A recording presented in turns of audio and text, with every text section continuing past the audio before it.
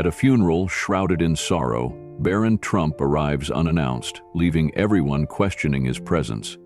As he steps forward, his voice trembling with emotion, he reveals a letter written for the departed, a message so powerful it brings the entire crowd to tears. What did he say that left the grieving family speechless? Before we continue this incredible story, let us know where you're watching from. If you enjoy stories like this, subscribe to the channel, because tomorrow we have another inspiring story you won't want to miss. The sky hung heavy with thick gray clouds, the kind that pressed down on the earth like a weight of sorrow. A soft drizzle fell, creating tiny ripples in the puddles forming along the worn gravel path leading up to the Oak Ridge Cemetery, a small, quiet place on the outskirts of town. The air smelled of damp earth and fresh flowers, their fragrance mixing with the unmistakable scent of grief. Rows of mourners dressed in black stood in solemn silence, their faces etched with sorrow as they gathered around the pristine white casket that rested at the heart of the ceremony. At the front, Margaret and David Carter, the grieving parents, stood side by side, holding onto each other as if the other was the only thing keeping them upright. Their 10-year-old son Noah clutched his mother's hand so tightly that his knuckles turned white. He hadn't spoken much since the accident. His sister Emily Carter was gone, taken in a tragic car crash that had left a scar on this town. She had been only 16, full of dreams, full of laughter. Now only a memory, forever frozen in time. A hush fell over the crowd as the minister stepped forward to begin the ceremony. But just as he opened his mouth to speak, a murmur rippled through the mourners. Heads turned, eyes widened. A sleek black SUV rolled up the cemetery's narrow path, its tires crunching softly against the gravel. The door opened, and Barron Trump stepped out, his tall frame unmistakable, his presence immediately commanding attention. Gasps spread like wildfire. What was he doing here? Dressed in a perfectly tailored black suit, Barron walked with quiet confidence, but there was something different about him today. Gone was the aloof, untouchable presence often seen in the public eye. Today there was no entourage, no flashing cameras, no reporters shoving microphones in his face. He was alone, accompanied only by 2 bodyguards who stood at a respectful distance, their usual stern expressions softened by the weight of the moment. Margaret's breath hitched as she saw him approach. She had never met Barron Trump, never expected to see him at her daughter's funeral, and yet here he was, walking toward Emily's casket with deliberate, measured steps. The whispers in the crowd grew louder. Some assumed he must have known Emily.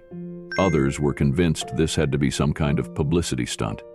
David Carter, standing by his wife's side, narrowed his eyes. His grief was too fresh, his heart too raw to make sense of what was happening. His fingers curled into fists. Why is he here? Barron, however, said nothing. He carried a small bouquet of white roses in his hands.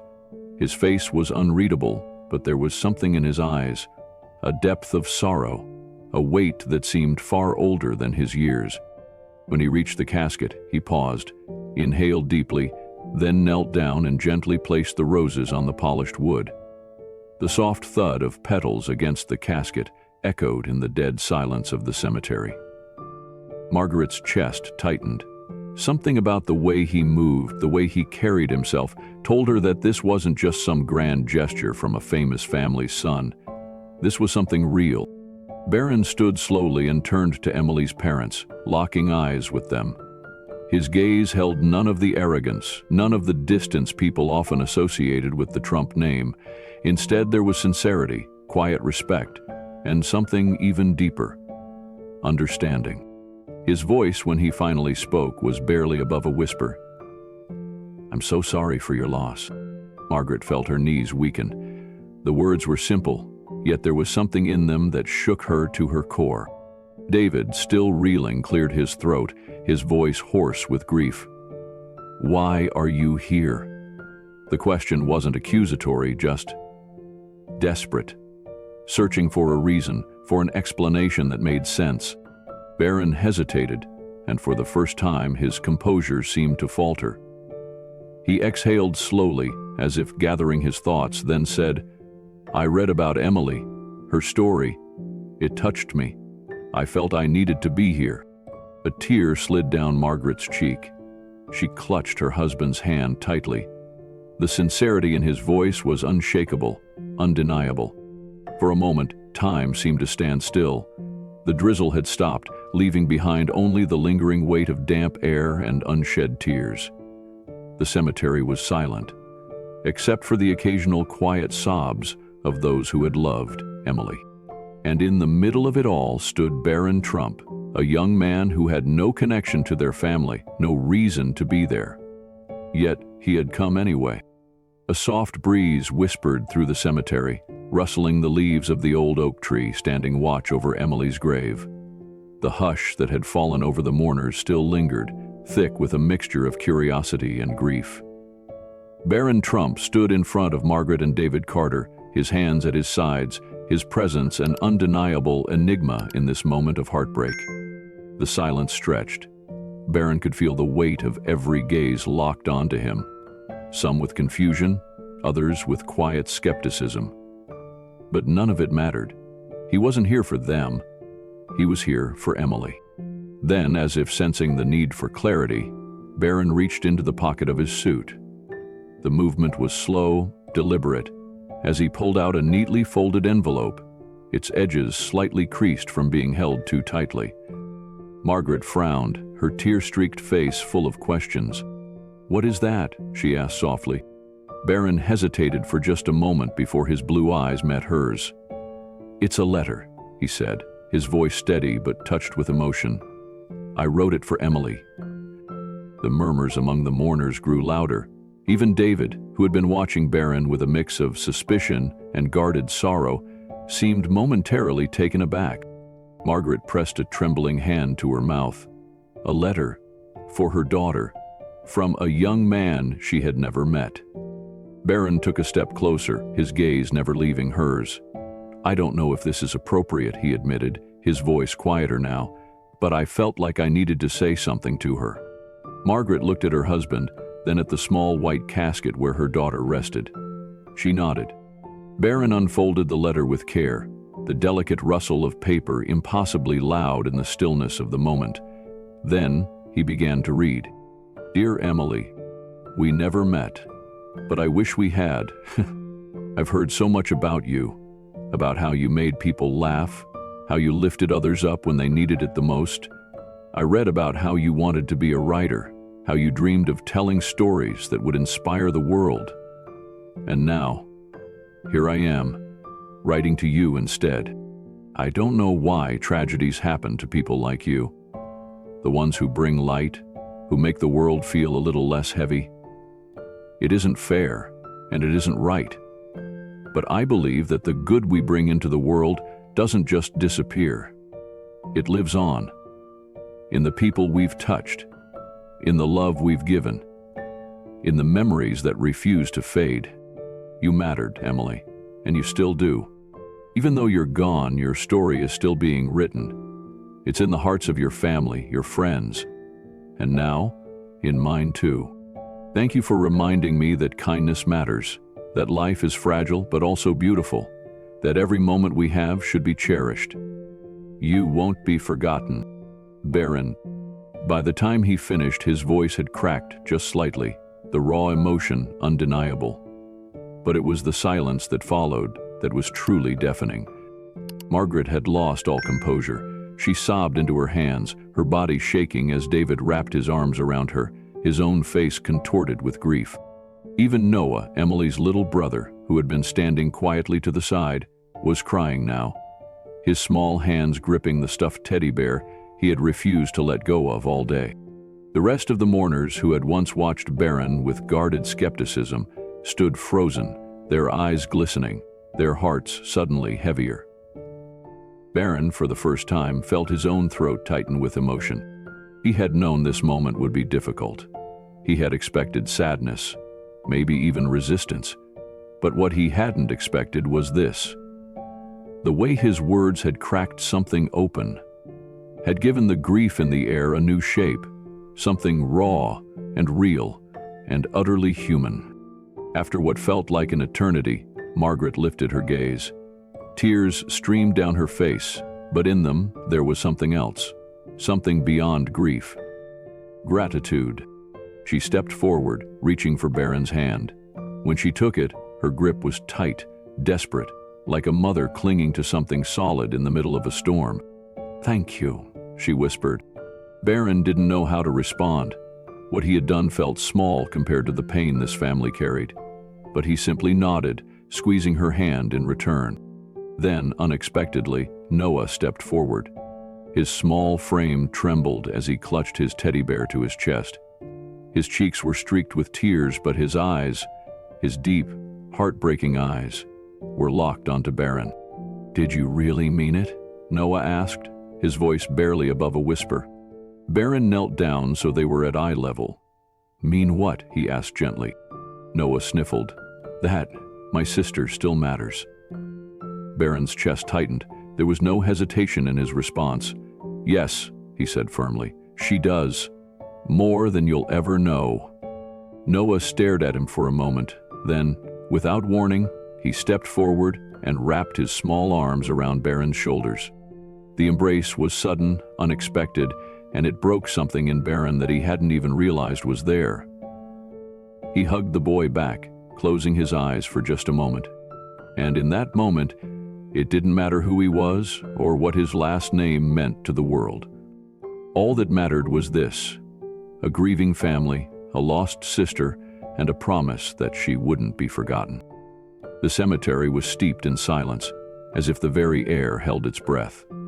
Margaret, David, and Noah stood in a fragile circle with Barron Trump at the center, their grief intertwining with his unspoken empathy. The sun had started to break through the clouds, a weak, pale light that did nothing to warm the chill that clung to their hearts.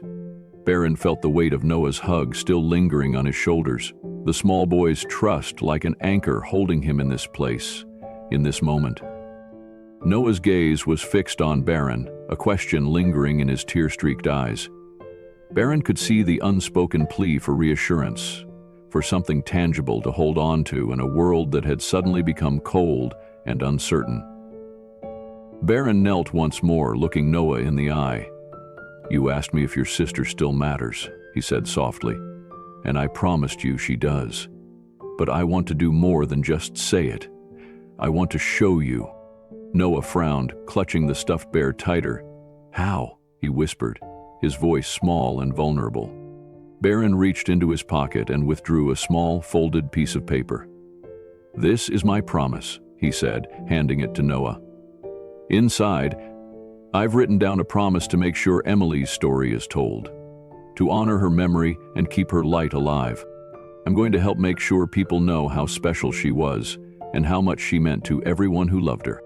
Noah unfolded the paper, his little hands trembling as he read the handwritten words. As he looked up, a faint glimmer of hope shone through his sorrow. "You mean it?" he asked, voice wavering between belief and doubt. "I mean it," Barron replied firmly, placing a hand on Noah's shoulder. "We're going to do something together, something that will make sure people remember her kindness, her laughter, and her dreams." The crowd of mourners stood motionless, unable to tear their eyes away from the scene unfolding before them. There was something raw, something profoundly human about the exchange, something that cut through the formalities of grief and tapped into the heart of what it meant to remember someone you loved. David, who had remained silent up until now, stepped closer, his expression both guarded and curious. "What exactly do you have in mind?" he asked, his voice heavy with the weight of a father's heartbreak. Barron met his gaze, unflinching. "A foundation," he said, "in Emily's name. A way to help other children, to support families who've experienced loss, and to honor the dreams Emily had. We'll start with a scholarship for young writers." Because that's what she wanted to be, wasn't it? Margaret covered her mouth, tears streaming down her face. "She always wanted to be a writer," she whispered. "She had so many stories she wanted to tell." Noah's eyes brightened, his grip on the teddy bear loosening just slightly. "Emily always said she'd write a book one day," he said. "A book that would make people happy." Barron smiled softly. Then, that's exactly what we'll do. We'll help other kids tell their stories, just like Emily would have. For a moment, the weight of grief seemed to lift, if only slightly. The idea of carrying Emily's memory forward, of letting her dreams continue to inspire others, was like a small light breaking through the darkness. Margaret stepped forward, taking Barron's hand in both of hers. "You didn't have to do this," she said, her voice choked with emotion. "You didn't know her, and yet you're here, doing something so incredibly kind." Barron shook his head, his voice quiet but resolute. "I may not have known her, but I know what it feels like to be seen and to be invisible all at once. Emily deserved to be seen for who she truly was, a light in this world. I couldn't ignore that." The hush that fell over the crowd was different now, less heavy, more reverent. It was as if the promise of the foundation of a legacy that would honor Emily's memory had shifted the mood from pure sorrow to something deeper, something almost sacred. Noah stepped forward again, his small face full of newfound determination. "Can I help?" he asked. "With a foundation? I want to be part of it." Barron's smile was gentle but filled with pride. "Of course you can. This foundation will be for Emily, but it will also be for you. You'll be the one to make sure her story is told." Noah nodded, his chin lifting with a bravery that belied his young age. "I promise. I'll make her proud." "I know you will," Barron replied softly. As they stood together, surrounded by the hush of mourning and the tentative glimmers of hope, it felt as if Emily's presence was there with them. A whisper of light, a reminder that even in loss, there was the possibility of something beautiful taking root. The world was still for just a moment longer, the hush broken only by the faint rustling of leaves and the quiet sobs of those gathered. And then, as if guided by unseen hands, the crowd began to move forward, gathering around the family, offering words of comfort and silently pledging to help carry Emily's memory forward. And at the heart of it all was Barron, an unexpected figure, a young man who had chosen to turn grief into a promise, and who now stood as a symbol of the healing power of compassion and kindness. The funeral had ended, but the weight of grief still clung to the air like a thick fog. As mourners slowly trickled away, some lingering to place flowers on Emily's grave, Barron Trump stood motionless beneath the towering oak tree at the edge of the cemetery. He watched as Margaret and David held Noah close, their tear-streaked faces filled with exhaustion, yet softened by the hope Barron had offered them. A few feet away, Emily's best friend, Olivia, stood clutching a small notepad against her chest. Her fingers trembled as she flipped through its pages, her lips moving soundlessly as if reciting something to herself. She was barely holding herself together. Barron noticed her from the corner of his eye and took a quiet step toward her. "She was going to show this to the world," Olivia murmured without looking up, her voice barely above a whisper. Barron glanced at the notebook. The pages were filled with sketches and half-written poems, scribbled ideas and unfinished stories. The raw, unfiltered creativity of a young girl who had dreamed of becoming a writer. "She always said she'd write a book about the things she loved," Olivia continued, flipping to a page where Emily had scrawled in big, bold letters, "One day, I will tell stories that change the world." A sharp pang struck Barron's chest. He had no doubt Emily could have done it. Her words, though unfinished, carried an energy that spoke of her deep passion. But now, she'd never get that chance. The injustice of it gnawed at him. "Then let's make sure her words don't go unheard," Barron said, his voice steadier than he felt. Olivia's gaze snapped up, her eyes bloodshot, yet filled with cautious curiosity. "What do you mean?" Barron exhaled slowly, his mind already racing. "We can publish her work," he said, "a collection of her stories, her poems, her thoughts, exactly as she left them. Let the world read them." Olivia gasped softly, her fingers gripping the notepad tighter. "You think people would care?" "They will," Barron said firmly, "if we make sure they do." David and Margaret had overheard their conversation and approached. David, the man who had spent days trying to fathom why a stranger had come to his daughter's funeral, now looked at Barron with something that resembled gratitude rather than skepticism. "You're serious about this?" David asked, his voice rough with emotion. Barron nodded. "I don't make empty promises." Margaret wiped at her tears with the sleeve of her coat. "She wanted to inspire people," she whispered. "She wanted her words to matter." "Then we'll make sure they do," Barron assured her. For the first time that day, a ghost of a smile tugged at Margaret's lips. She reached out and gently touched Barron's hand, her fingers cool yet full of warmth. "Thank you," she said, her voice cracking. "Thank you for seeing her, for seeing what she was capable of." Noah, who had been silent during the exchange, finally spoke up. "Can I help?" His voice was small but determined. Barron crouched down so they were eye level. "Of course," he said. "Emily's story is yours to tell too." Noah nodded, his tiny fists clenching with newfound determination. "Then, I want the first page to say something from me." "What do you want it to say?" Barron asked. Noah swallowed hard, then lifted his chin. "I want it to say, my sister was the best person in the world. And I hope you love her words as much as I do." A lump formed in Barron's throat, but he forced himself to swallow it down. He placed a hand on Noah's shoulder. "That's perfect." The wind picked up slightly, rustling the trees, as if nature itself was listening. Barron felt an unfamiliar tightness in his chest. This wasn't just about honoring a promise anymore. This was about ensuring that a young girl's legacy wouldn't be lost in the silence of death. It wasn't just about grief. It was about making sure that, even in loss, Emily's light would never fade. The sun had long since dipped below the horizon, casting long shadows across the city skyline as Barron Trump sat in his hotel room, staring at Emily's notepad. The pages, though slightly worn at the edges, held a vibrancy that was impossible to ignore. Every word she had written, every unfinished thought, was a piece of a dream that had been cut short. He ran his fingers over the ink, as if trying to feel the essence of the girl who had once held this notebook, pouring her heart onto its pages. He had promised Olivia, Margaret, and David that Emily's words would be heard. But how?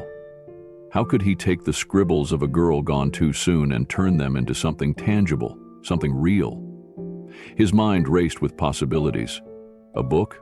A digital archive? A foundation? He exhaled sharply, shaking his head. It wasn't just about making a gesture. It had to mean something.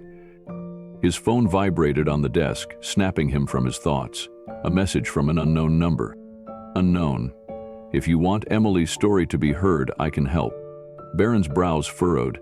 He hesitated before typing back. "Barron, who is this?" Seconds later, another message. "Unknown. A friend. You're not the only one who sees the value in her words." A chill ran down Barron's spine, but not from fear. There was something strangely reassuring about the message, as if someone else out there understood what he was trying to do. He stared at the phone for a long moment before deciding to ignore the strangeness of it all. His focus remained on Emily.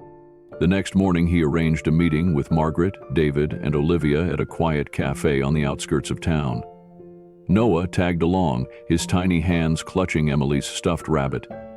It was the last thing she had given him before she died, and he refused to let it go. "I have a plan," Barron said, setting Emily's notebook gently on the table. "I want to publish her writings, not just as a tribute, but as something bigger, something that will reach people the way she always dreamed." Margaret wiped at her already puffy eyes, her lips trembling. "A book?" she asked hesitantly. Barron nodded. "More than just a book. A foundation in her name. One that will help other young writers find their voices." David, who had remained mostly silent throughout the morning, finally spoke. "You'd do that?" His voice was thick with emotion. "I will," Barron said firmly. "Emily's story deserves to be told, and I have the resources to make sure it reaches people." Noah, who had been listening quietly, suddenly spoke up. "Can I help?" Barron looked at him and nodded. Of course. You're Emily's brother.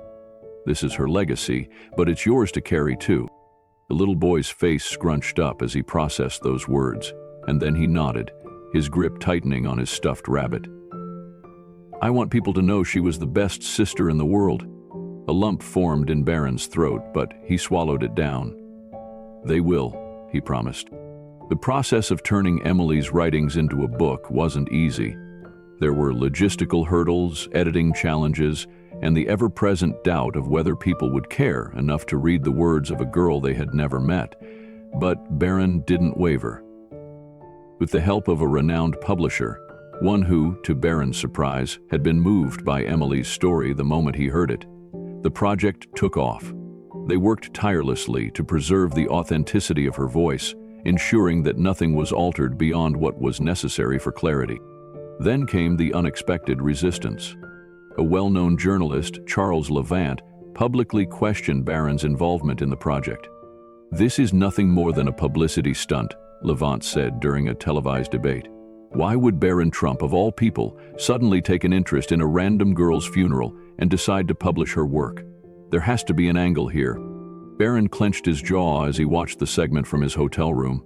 He knew this kind of backlash was inevitable. He had dealt with media speculation his entire life. But this was different. This wasn't about him. It was about Emily. That night, as he stared at the city lights from his window, his phone buzzed again. Unknown, they'll try to discredit you. Don't let them.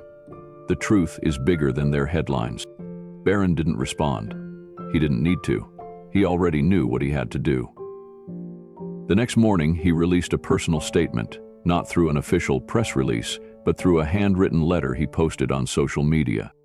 I didn't know Emily personally, but I know what it's like to feel unseen, unheard. I know what it's like to have something to say but to wonder if anyone will ever listen. Emily deserved to be heard. She still does. This isn't about politics. This isn't about publicity. This is about honoring a girl who believed in the power of words. For those who doubt my intentions, that's fine. But I ask you this. If you had the chance to make sure someone's voice lived on, would you? The letter went viral. Within hours, it had been shared across platforms, accompanied by messages of support from people who had lost loved ones, from aspiring writers who saw themselves in Emily, from parents who couldn't imagine the pain of losing a child, but admired Margaret and David's strength. Even Charles Levant, the journalist who had so vehemently questioned Barron's motives, was forced to acknowledge the impact of his words. I may not have given him the benefit of the doubt, Levant admitted on live television, but the outpouring of love and support for Emily's story speaks for itself. If this book inspires even one person, then perhaps it was worth it. Barron didn't care for validation. He hadn't done this for media approval. He had done it for a grieving family, for a little boy who wanted the world to remember his sister, and, most of all, for Emily herself. The night before the book's official release, Barron visited Emily's grave alone. He placed a copy of the book beside her headstone, his fingers tracing her name engraved in the cold stone. "We did it," he whispered. "You'll never be forgotten." As he stood there, a soft breeze rustled through the cemetery, carrying with it the faintest scent of wildflowers. He closed his eyes, allowing himself to believe, just for a moment, that Emily had heard him. That somewhere, somehow, she was smiling. The release day of Emily's Voice, a collection of dreams and letters, arrived with an energy that none of them had expected. Barron Trump sat in the quiet of his study, watching as social media exploded with anticipation. The book had already climbed the pre-order charts, and bookstores across the country were preparing for an influx of readers eager to hear Emily's words. Yet, despite the success, Barron's thoughts were elsewhere. He had spent months working tirelessly to make sure Emily's writings were published as she would have wanted, untouched, raw, and powerful. Every word was hers, every page a testament to the young girl who had believed so deeply in the power of storytelling. But today wasn't just about a book release. It was about her legacy. The small town where Emily had grown up was buzzing with activity. A special event had been arranged in the town's library, where Emily had spent countless hours lost in stories. Margaret and David sat at the front, holding hands tightly, their eyes filled with emotion. Olivia stood near the podium, looking around at the overwhelming turnout. Even Noah, clutching Emily's stuffed rabbit, seemed to understand the significance of the moment. Barron arrived just before the event began, his presence instantly recognized by the murmuring crowd. He hadn't come as a public figure today, but simply as someone who had been touched by Emily's words. When he stepped onto the stage, the room fell silent. He cleared his throat, glancing down at the copy of Emily's voice in his hands. "I never met Emily," he began, his voice steady but filled with emotion. "But through her words, I feel like I have. I think we all do now." He looked up, meeting the eyes of those gathered before him. Emily believed in the power of stories. She believed that words could change people, that they could heal, inspire, and remind us of what it means to be human. And now, because of all of you, because of her family, her friends, her voice is reaching people far beyond this town. Margaret wiped at her tears, nodding in agreement. Barron turned his gaze to Olivia and Noah. "I promised her little brother that Emily would never be forgotten, that her dreams would live on. And today, we make that promise real." The applause that followed was thunderous, a mix of tears and gratitude filling the air. Olivia stepped forward next, her hands shaking slightly as she held onto her microphone. "Emily was my best friend," she said softly. "She believed in me even when I didn't believe in myself. And now she's doing that for so many others." She opened the first page of the book and began to read one of Emily's poems aloud. Her voice wavered, thick with emotion, but she pushed through. As she spoke, the weight of Emily's absence and presence filled the room simultaneously. After the event, people lined up to receive copies of Emily's voice, many of them sharing personal stories of loss and resilience. Some left letters for Margaret and David, small messages of comfort from strangers who had been touched by Emily's words. Barron stood with the family, listening, absorbing every story. Just when he thought the day couldn't be more emotional, a woman approached, holding a small, framed photograph.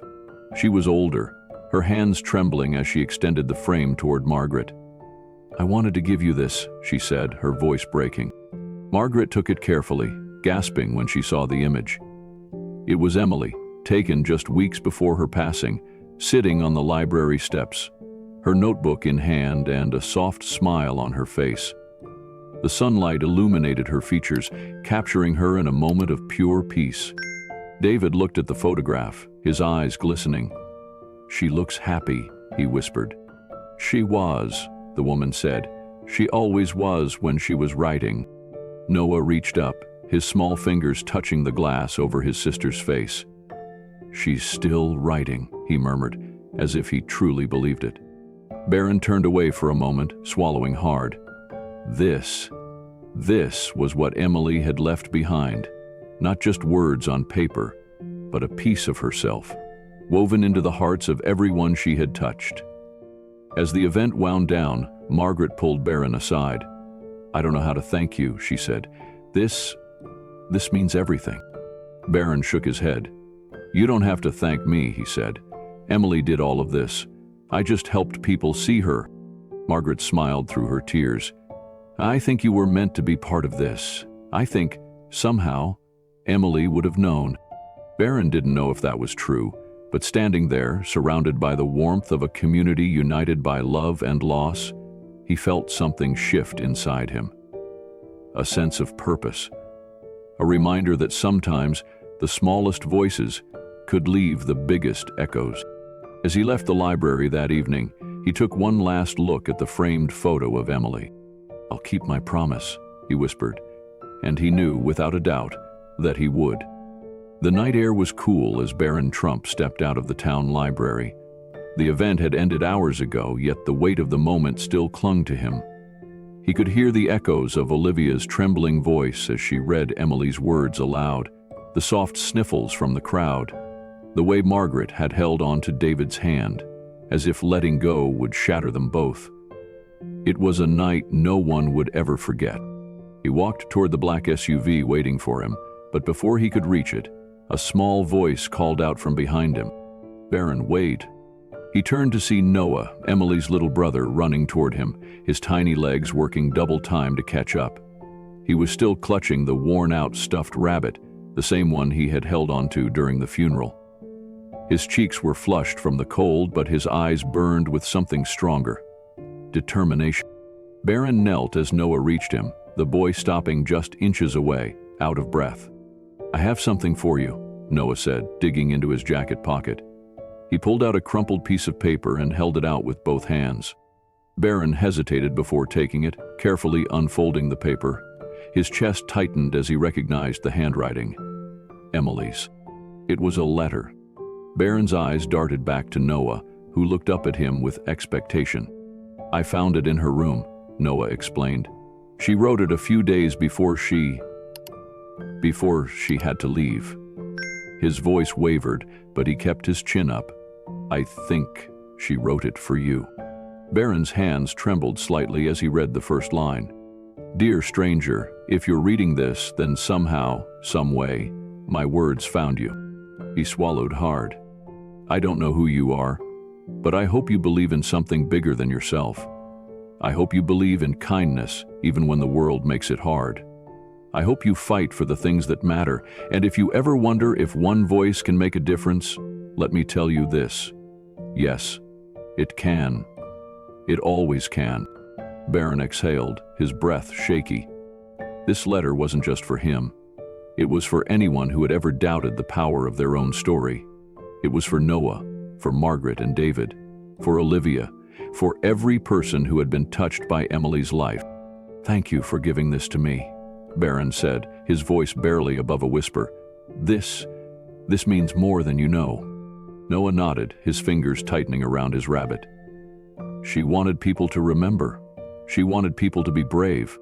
Barron reached out and gently squeezed the boy's shoulder. "She'll always be remembered. And she was the bravest person I never got to meet."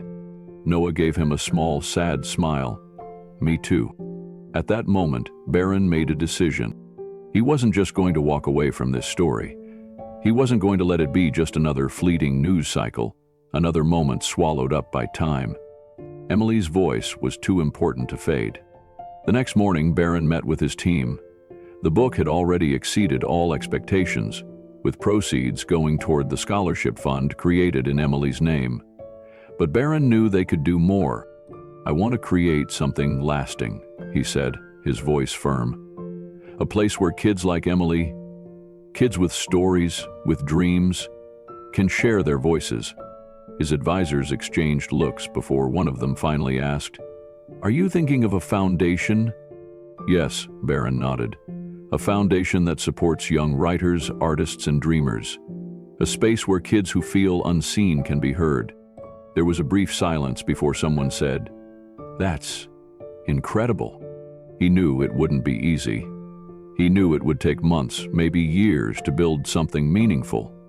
But when he thought about Noah standing there, clutching his sister's letter, he knew it was worth it. And so, the Emily's Voice Foundation was born. Months passed, and the foundation grew faster than anyone had expected.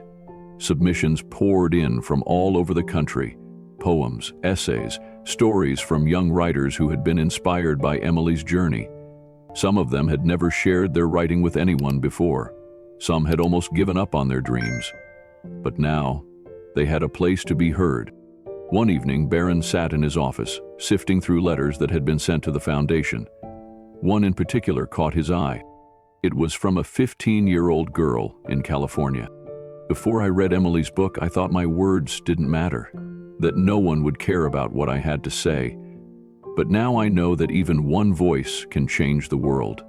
Thank you for helping me believe in that." Barron closed his eyes, exhaling slowly. Emily had changed lives, and in some way she had changed his too. As he set the letter down, his phone buzzed, a call from an unknown number. He hesitated before answering. "Hello?" A familiar voice came through the line. "Margaret!" "Barron, I just wanted to say thank you." He smiled, leaning back in his chair. "You don't have to thank me. This was all Emily." Margaret's voice was thick with emotion. "Yes, but she wouldn't have had the chance to reach all these people without you, and I think she would have been really proud." Barron swallowed hard. He wasn't sure if he deserved that, but he knew one thing. He would keep his promise. Emily's voice wouldn't be forgotten. Not now, not ever. The afternoon sun cast a golden glow over the city as Barron Trump stood at the entrance of the newly built Emily's Voice Foundation headquarters. The building, a modern yet welcoming structure, stood as a testament to everything Emily had believed in: the power of words, the importance of kindness, and the courage to share one's truth. The foundation had grown beyond anyone's expectations, touching lives in ways Barron had never imagined.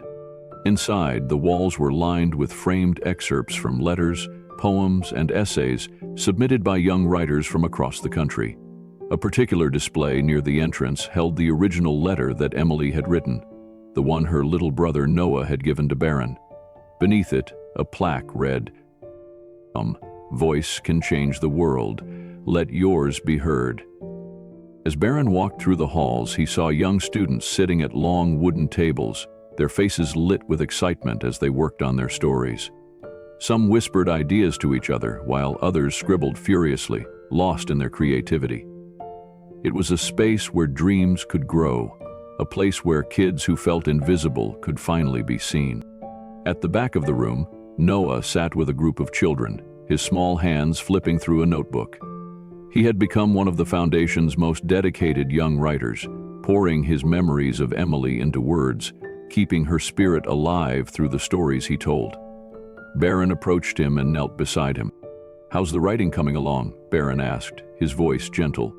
Noah looked up, his bright eyes filled with something that hadn't been there the first time they met: hope. He grinned, holding up a page filled with his neat handwriting. "I'm writing about Emily," he said proudly, "about all the things she taught me." Barron felt a lump in his throat. He reached out and ruffled the boy's hair. "She'd love that," he said softly. Noah nodded. "I think so too."